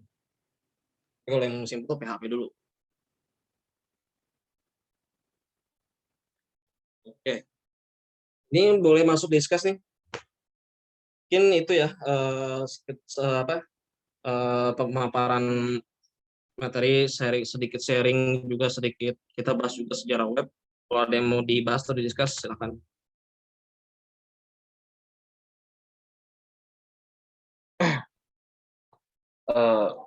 Baik, terima kasih kepada Bang Alfi atas penyampaian materinya. Sekarang sesi diskusi serta tanya jawab. Bagi tadi teman-teman yang punya pertanyaan, yang masih bingung, silakan untuk menekan fitur raise hand-nya dan on mic. Ayo teman-teman.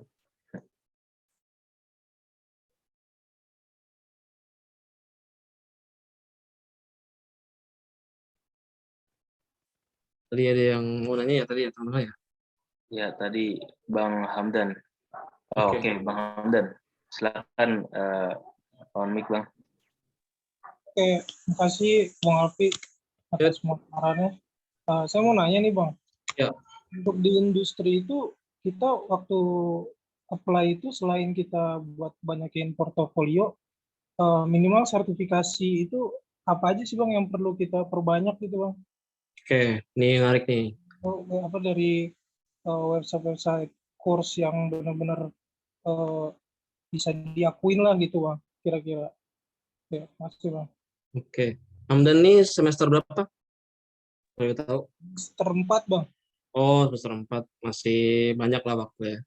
Jadi ini menarik nih pertanyaan ini. Kalau di dunia industri itu apa aja sih yang dibutuhin kalau kita mau apply atau kita mau ngelamar kerja ya? Apa sih yang dibutuhin buat probabilitas atau kemungkinan kita diterima di perusahaan gitu kan, selain perbanyak portofolio atau perbanyak pengalaman.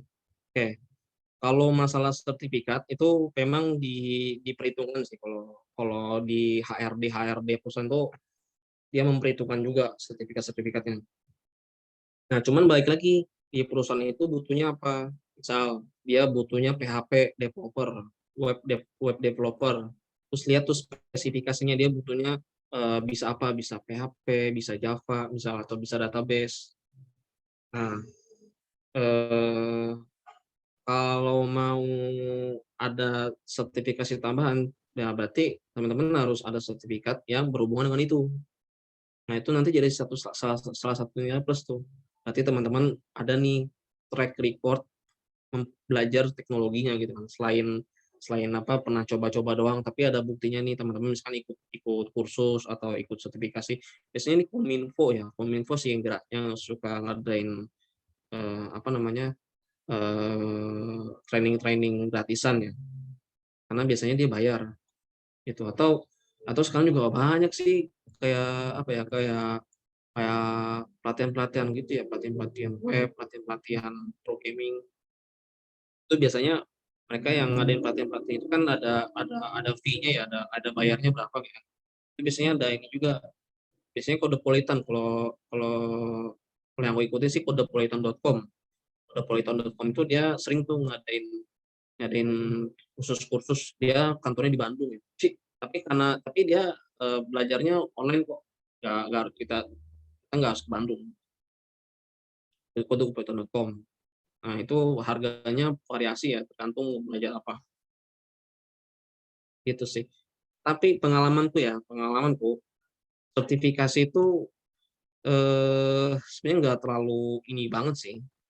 Yang penting teman-teman bikin website. Ini aku sering sedikit share ya, website pribadi ya.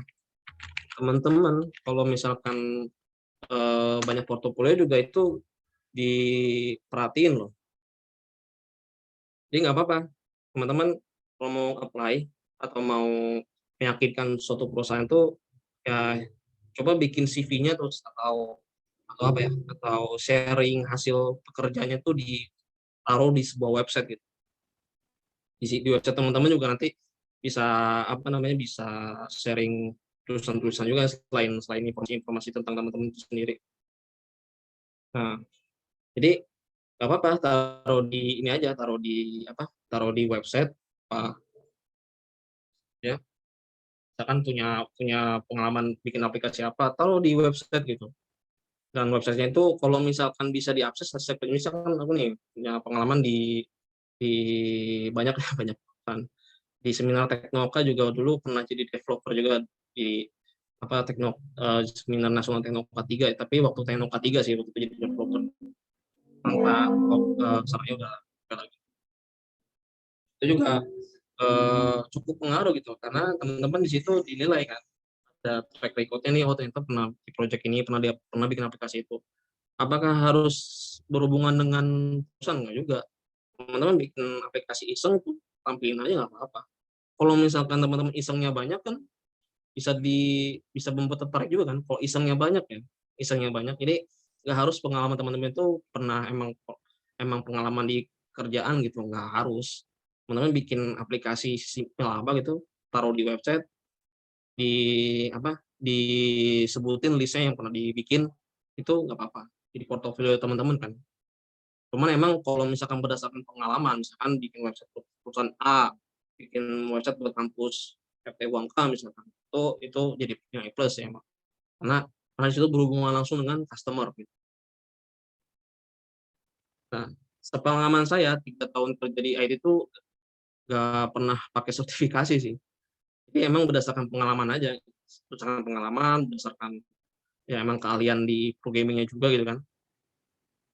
Jadi pasti dari pengalaman sih.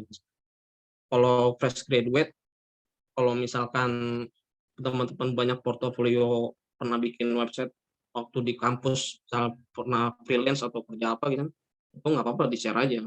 Jadi biar jadi bahan pertimbangan HRD-nya. Bahkan lebih bagus lagi kalau teman-teman punya website-nya, berarti teman-teman siap. Tapi kalau misalkan cuma diceritain aja itu juga apa. Tapi kan di sini kan kita mau narik perhatian HRD nih, kita mau narik perhatian perusahaan nih, berarti kan harus pinter dong jual dirinya gitu. Kasarnya ngejual diri kita tuh harus pinter dong, atau self brandingnya, atau kita mempromosikan dirinya. Jadi kalau dari aku sih gitu ya. Oke, Ada sertifikat itu juga good. Kalau banyak juga good lagi gitu. Gak apa-apa kalau misalkan mau ikut pelatihan dari Kominfo atau dari institusi lain, itu malah recommended sih. Jadi teman-teman ada lagi gitu di situ ilmunya.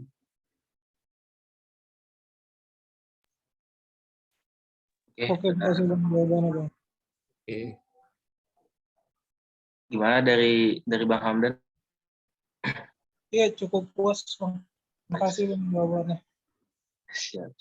Selanjutnya ada pertanyaan dari Bang Iqbal. Silakan untuk on mic. Pak Iqbal. Ya, Bang Alfi ini mau nanya kan tadi kan Ya. ada yang namanya Web 3.0 tuh. Yang salah satunya tuh berarti di dalam webnya pasti ada dong kayak teknologi blockchain kayak gitu. Nah, gue pengen nanya aja sih Bang, kalau misalkan nanti ada web 3.0 atau apa, itu blockchain-nya tuh diimplementasikannya tuh di mana? Di misalkan ada pembayaran kah atau nanti nyimpen data atau apa kayak gitu bang. Seperti Oke, sama. oke. Pertanyaan menarik nih. Jadi blockchain ini arahnya kemana gitu kan kalau di web 3.0? Ini terus terang emang masih apa ya? Emang masih jelimet juga sih. Mau ke arah mana gitu kan? Karena itu tadi blockchain itu kan decentralized ya, decentralized. Sedangkan kita teknologi sekarang ini tuh centralized, semuanya ada di server. Misal Facebook ada di server Facebook, TikTok ada di servernya ada di Cina. Terus apalagi Apple ada di Amerika sana servernya. Nah sekarang hadirnya blockchain ini membuat yang tadinya centralized itu decentralized. Nah ini yang masih debat ini. Apakah decentralized itu bisa tadi menjamin isu privacy, gitu kan? Atau ternyata nanti bakal bakal. Nah cuman yang sekarang kalau yang aku tangkap blockchain di web itu baru sekedar penyimpanan data sih. Terus sekedar penyimpanan data. Mungkin kalau yang kripto gitu lebih ke tradingnya ya, lebih ke tradingnya. Kalau main kripto itu dia website cuman nampilin apa ya pasarnya aja ya kan, cuman nge-display harganya aja kan. Tapi tetap proses jual belinya itu kan ada di teknologi kripto itu sendiri gitu, ada jaringan itu lagi. Cuman kalau yang pure buat web ya, buat web itu yang aku sering lihat sih atau pernah sebentar coba ya IPFS. Jadi baru buat data sih. Tapi kalau kita lihat nih dia kan ada nih kayak buat lebih ke sosial medianya, browsernya gitu kan. Terus layanan streaming atau nanti bahkan perbankan. Mungkin perbankan ini nanti e-wallet tapi kripto gitu ya. Tapi nggak tahu juga gitu. Mungkin nanti 5 tahun lagi itu sih arahnya. Apalagi kan sekarang lagi latahnya metaverse nih. Semua metaverse, Facebook metaverse, Apple metaverse, YouTube sekarang juga udah investasi di metaverse. Ya mungkin blockchain itu juga bakal juga berkembang lebih luas lagi nanti. Jadi siap-siap aja lah menghadapi ini. Nah, ini masih butuh waktu lama sih ya. Kalau menurutku ini masih butuh waktu lama, tapi kita tetap ikutin perkembangan teknologi seperti apa. Tapi yang jelas sekarang yang aku tahu ya, web yang paling kerasa itu IPFS ini sih. Karena dia udah rame yang makainya gitu. IPFS itu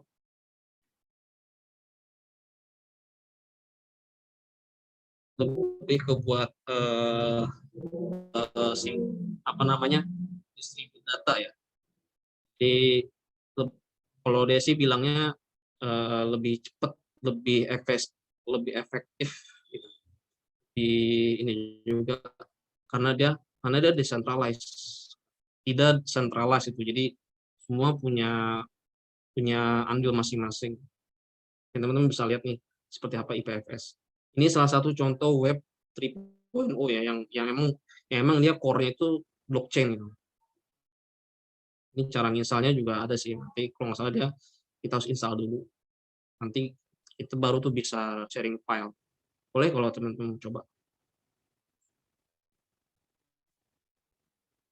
Dan masih banyak lagi ya. Kalau NFT OpenSea itu nggak tahu ya, itu maksudnya web 3.0 atau enggak, tapi kan dia lebih ke marketplace aja ya. Marketplace.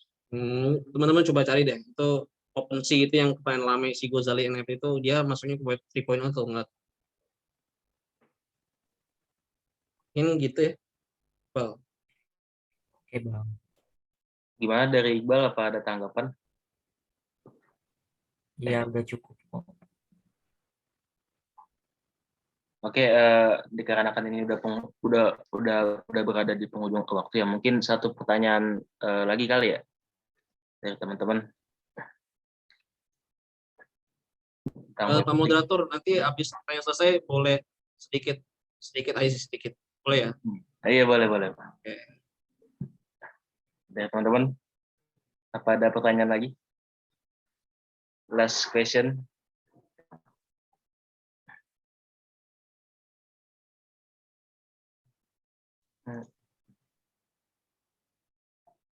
Sentralisasi.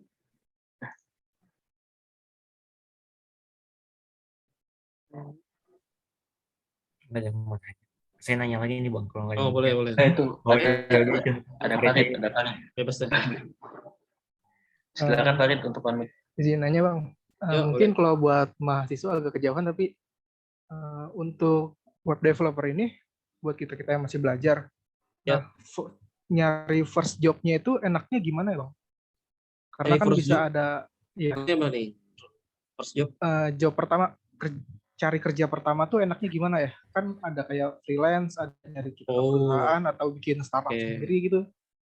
Enaknya Oke. gimana ya? Ini kayak bagus nih pertanyaan ini. Lebih ke visi ke depannya ya. Ini balik lagi ke mindset teman-teman. Teman-teman di sini kalau emang tujuannya mau ciptain bisnis, mau apa ngembangin sesuatu, bikin sesuatu gitu. Mungkin bikin startup tuh bisa jadi goal-nya gitu. Misal ya, sebelum lulus aku punya perusahaan, udah ngerintis startup, misal nih goal-nya nih. Kan bisa aja kan. Berarti kan di situ udah ada mindset tuh. Nah, gimana caranya merintis startup sebelum lulus kuliah? Nah, itu yang dicari tuh gimana caranya tuh. Berarti kan banyak belajar webnya gitu kan, cari masalahnya, cari idenya, belum lagi cari orang yang sefrekuensi gitu kan, yang bisa jadi support system juga gitu kan, yang bisa intinya saling ngedukung lah. Nah, pokoknya banyak yang di ini. Itu kalau misalkan teman-teman memang mau ngebangun startup mindsetnya. Tapi kalau misalkan eh, misalkan terlalu jauh, tapi aku harapnya sih teman-teman punya mindset itu sih. Karena kalau enggak, buat entrepreneurnya enggak muncul di situ. Kalau enggak, teman-teman enggak bakal belajar yang lain sih. Nah, kalau misal teman-teman punya kesempatan nge-freelance itu lebih bagus. Kayak dulu aku waktu masih kuliah tuh sempat freelance juga tuh di website Teknoka UAMK. Jadi developer di situ kayak ya PHP developer.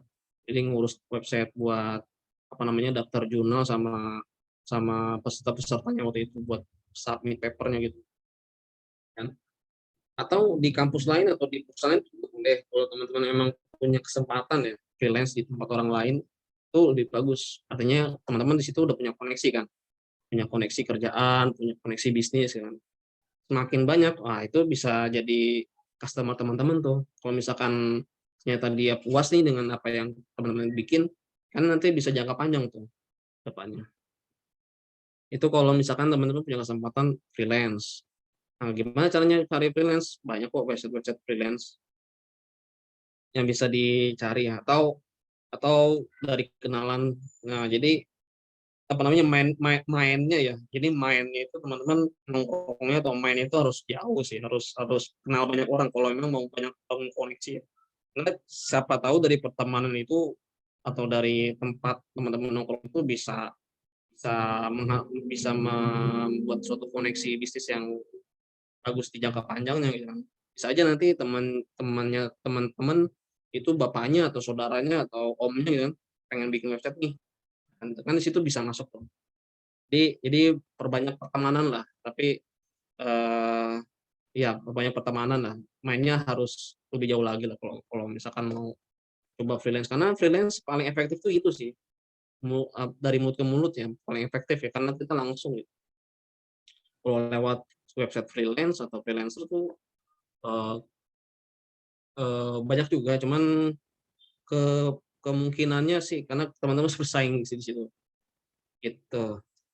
Ya tapi kalau misalkan nggak punya kesempatan itu cukup belajar aja, cukup belajar, bikin nanti setelah lulus juga itu bisa jadi apa namanya bisa jadi ini kok bisa jadi pertimbangan. Jadi awal mula nanti kerja ya terserah teman-teman mau jadi developer atau mau jadi salah satu di industri IT. Karena kalau bicara profesi ya, profesi IT itu banyak sih, nggak cuma developer, ada QA, ada business analyst gitu. Teman-teman bisa isi. Tapi yang paling banyak, yang lagi nih, sekali lagi yang paling banyak itu developer. Yang paling banyak dicari. Dan mungkin jadi start awal teman-teman pengalaman kerja, menurutku jadi developer nggak masalah. Di programmer gitu. Dulu aku juga jadi programmer kok awal sama kerja. Di programmer Java kan. Sampai sekarang masih di Java. Jadi udah nentuin fokus emang di situ. Jadi mumpung masih semester 4, mumpung masih kuliah nih, coba isi waktunya atau luangkan waktunya, bisa freelance atau banyakin belajarnya, banyakin bikin project-nya. Nanti ke depan berguna juga gitu buat setelah lulus nanti. Yang gitu sih. Jadi balik lagi ke mindset ya, Kak Iti. Mau kemana gitu arahnya ke depan. Makasih Bang. Yang udah pasti aku harap sih teman-teman punya mindset lebih jauh ya, visioner lah. Seperti yang diharapkan oleh guru-guru kita gitu.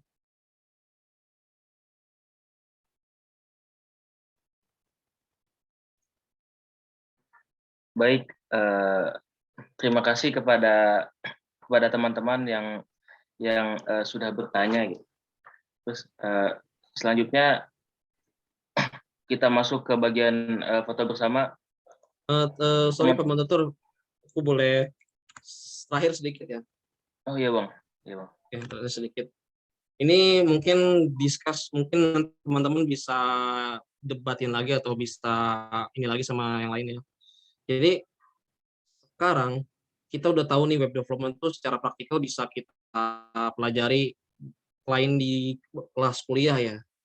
Nah, menurut teman-teman masih perlu nggak nih kita kuliah? Nah, ini nanti nyambung ke kenapa Indonesia kekurangan developer. Apakah kita menguasai keahlian secara praktikal? Misalkan kita ngoding HP, kita ngoding Java, kita bikin website HTML, CSS, terus kita jago server, apakah itu cukup? Jawabannya adalah enggak, teman-teman. Teman-teman kalau misalkan jago di hard skill ya, dengan jago di hard skill aja, teman-teman bisa tersingkir nanti di dunia IT atau di industri IT, karena industri IT itu sekarang, ini aku cerita ya, kalau di kerjaan itu sekarang yang dicari bukan orang yang jago, tapi emang orang-orang yang punya attitude, sikap yang baik gitu. Aku punya teman, dia teman rekan kerja ya, dia tuh seorang project manager, dia bisa mecatin orang karena kalau dia nggak suka gitu. Jadi ada salah satu orang dia karena emang attitude-nya jelek gitu. Mungkin secara kerjaan dia punya pengalaman, tapi karena dia attitude-nya jelek, ditanya progresnya dia kayak mas-masan gitu, akhirnya dia didekat sekeras itu gitu loh. Jadi emang attitude atau sikap itu yang dicari gitu. Orang yang jujur, ya kan, orang yang mudah adaptasi sama lingkungan, orang yang bisa menghargai pendapat orang lain, bisa menghargai orang lain. Nah, itu kenapa Indonesia masih kekurangan, karena kita cuma dituntut jago gitu. Tapi secara mindset, secara pemikiran kita nggak ada gitu, Pak. Secara attitude, etika gitu bahkan nggak ada gitu. Nah, ini kenapa Indonesia masih kekurangan. Karena memang yang dibutuhin tuh nggak cuma sekedar jago, teman, tapi bisa soft skill ya, punya mentalnya bagus, bisa berbicara gitu, bisa komunikasinya bagus, sama tim itu saling support, terus bertanggung jawab, itu yang dicari. Selain jago hard skill ya, teman-teman juga harus bisa soft skillnya gitu. Yang dimana itu juga di kuliah emang gak bisa dipelajari, karena itu karakter. Teman-teman harus ngebentuk karakter teman-teman sendiri. Jadi intinya ini aku dari beberapa video juga sih. Kalau teman-teman nonton podcastnya Deddy Kobuzer tuh, ada tuh podcast yang sama Raymond Chin ya. Itu juga dia ngejelasin tuh, kuliah itu sebenarnya masih penting nggak sih? Kalau aku sih sepakat masih penting. Karena di kuliah ini kita bisa ngebangun mindset. Selain dapat khasanah ilmunya ya, selain dapat khasanah ilmu pengetahuan sama literasinya, kita juga di situ bisa ngebentuk mindset, kayak kita ngerjain tugas tepat waktu, kayak kita menghargai dosen. Itu semua itu memang sepele ya, tapi itu terasa loh. Kalau teman-teman bisa terapin itu di kerja, teman-teman bisa sukses. Karena teman-teman di situ punya attitude, punya sikap, dan bisa bisa jadi orang yang dicari-cari gitu. orang-orang yang dicari-cari sama perusahaan. Itu. Jadi kalau teman-teman bisa komunikasi, punya sikap yang baik, jujur, di tongkrongan juga baik misalkan. Pokoknya semua yang ada di soft skill, punya sikap yang baik, itu yang dicari. Jadi sekarang tantangannya itu bukan ketatnya teknologi, bukan karena Indonesia itu ketinggalan teknologi, bukan karena banyak yang begini, tapi ada di dalam diri sendiri, teman-teman. Mau nggak kita merubah mindset kita, mau nggak kita mengubah karakter kita yang tadinya mas-masan, kita coba nih rajin nih, memang tugas sebelum seminggu kita kerja udah selesai, misalnya, jadi bikin diri kita sosok rajin gitu, tapi nggak apa-apa, itu caranya gitu, caranya kita bisa ngerubah kebiasaan kita gitu, tadinya mindset kita jadi siap gitu, kita langsung kerjain. Ada PR nih, ada tugas kelompok nih, jangan satu orang ngerjain semua yang ikut-ikut gitu. Biasanya gitu tuh. Biasanya kan tugas kelompok gitu tuh. Tapi semuanya aktif dong, semuanya punya peran, punya ini masing-masing lah gitu, punya pemikiran, diskusi gitu kan. Ya teman-teman nggak males gitu kan. Kalau ngandelin satu orang doang kan kasihan gitu kan. Gitu.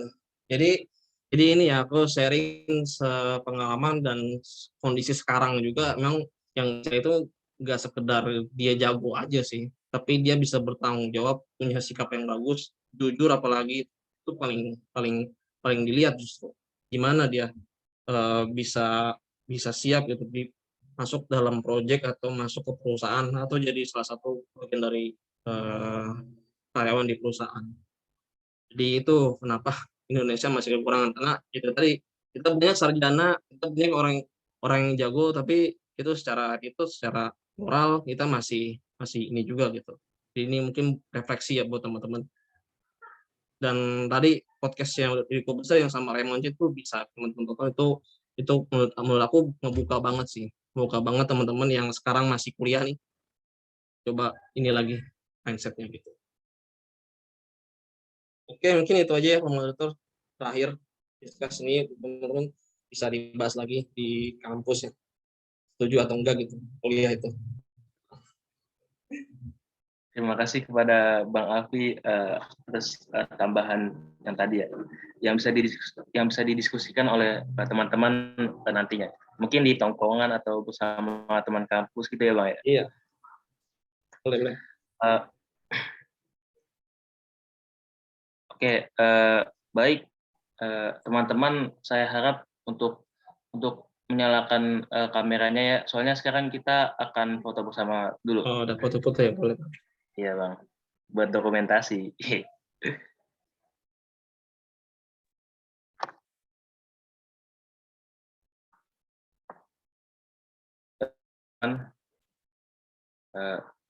Gaya bebas ya. Yang masih belum on cam, wih, ramai juga nih. Yang masih belum on cam,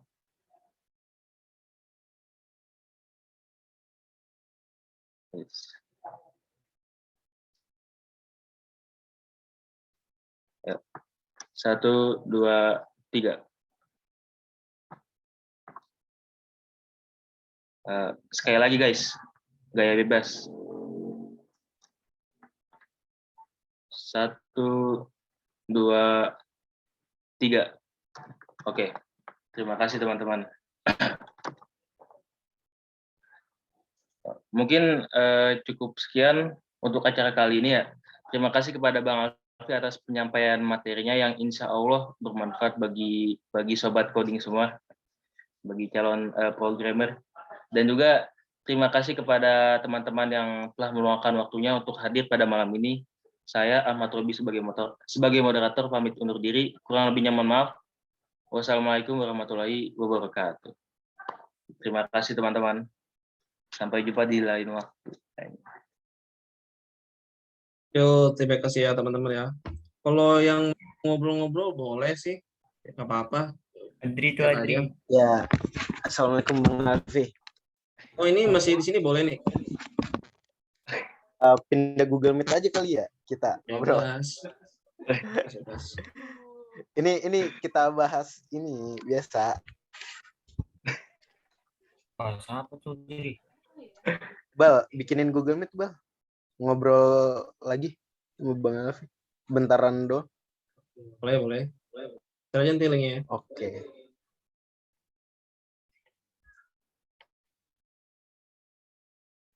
Udah gue